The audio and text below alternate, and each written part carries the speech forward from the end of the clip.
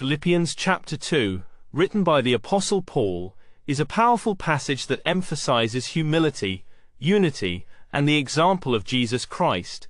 This chapter stands out for its deep theological message and its practical instruction for Christian living, urging believers to reflect Christ's mindset in their relationships with one another. Paul begins the chapter by encouraging the Philippians to be united in love, spirit, and purpose. He urges them to avoid selfish ambition and conceit, instead valuing others above themselves. This call to humility sets the tone for one of the most profound sections of the New Testament, verses 5 to 11, often referred to as the Christ hymn. In this poetic passage, Paul presents Jesus as the ultimate model of humility. Though Jesus existed in the form of God, he did not cling to his divine status but humbled himself, taking on human form and becoming obedient, even to death on a cross.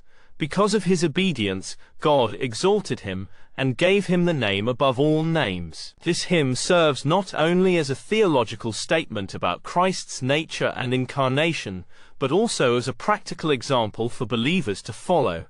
Paul wants the Philippians to adopt this same attitude of selflessness and obedience. Later in the chapter, Paul encourages the believers to work out your salvation with fear and trembling, meaning they should take their faith seriously and strive to live it out with sincerity and reverence. He reminds them that it is God who works in them to will and act according to his good purpose. Paul also highlights two of his trusted companions, Timothy and Epaphroditus, as examples of faithful service. Both men are presented as role models who put the interests of Jesus and others before their own, reinforcing the chapter's central message of humility and service. In conclusion, Philippians chapter 2 calls Christians to live in harmony, humility, and obedience by following Christ's example.